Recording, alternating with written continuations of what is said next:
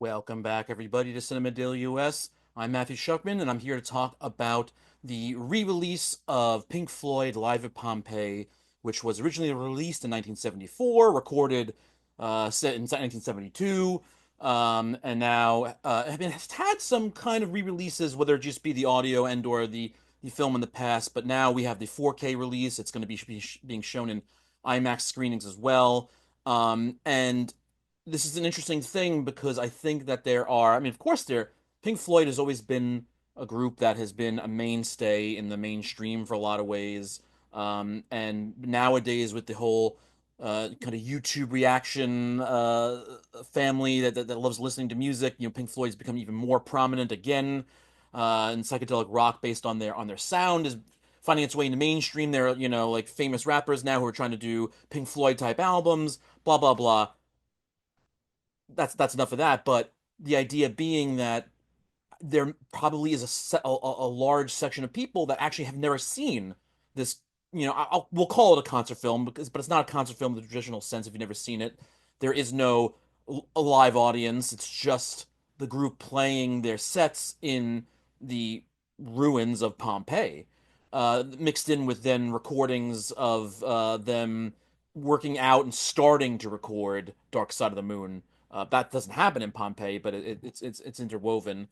And with something that is so historical and so well known to people, you'd think that maybe even with a 4K upgrade, even with seeing it on big IMAX screens, that maybe not that it's not worth it. It's always great to see, but what could be really, really added to this experience at this point? And I gotta say, surprisingly, I feel like it's weird saying surprisingly, because it's a restoration. It's always going to look good or sound good, but very surprisingly, even though it's very early in the film, that it's not until you get to that super iconic tracking shot where it's going around in a circle as they're doing echoes in the first section, that you realize how good the picture now is looking again, how crisp, how bright, how well the colors kind of don't look washed out at all, and just feel very vibrant in a way that kind of didn't feel like it was there the first time.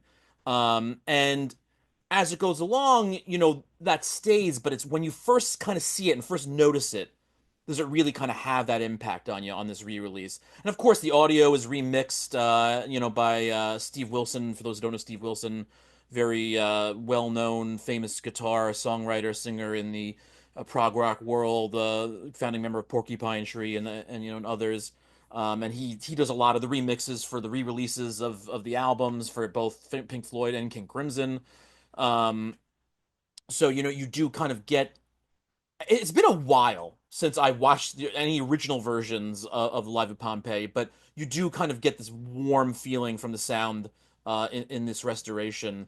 And it's interesting too because again, not seeing it in so long, and not saying that it was trying to be prophetic in any way whatsoever. But it's interesting when you get early on in the first section of interviews when you get David Gilmour talking about how using electronic instruments now.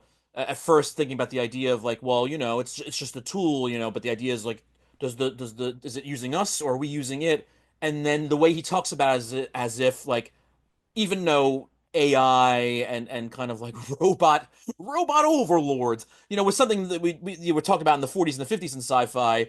He kind of has this discussion about how oh, that's just it's not like these things would ever happen, but now as we're coming more and more nowadays into like those being a reality a little bit, it's interesting to kind of see that juxtaposition of how he treats it there to what's happening now. And it wasn't meant to be like oh, we're doing this restoration because of that, but it is an interesting little tidbit that gets in there. So yeah, I mean, Floyd fans and people familiar with the performance and the film will have something to take from this. They will enjoy it, but I think that it's also great to have it for all these people who are still discovering the band and not seeing everything, to have their first entry into this presentation being something that is crisp, being something that is uh, modern in a lot of ways, even though it's clearly not modern. That presentation that they may be used to have that modern. Of course, when you see it on IMAX and you get to see it on a big screen, that's a whole other thing, you know.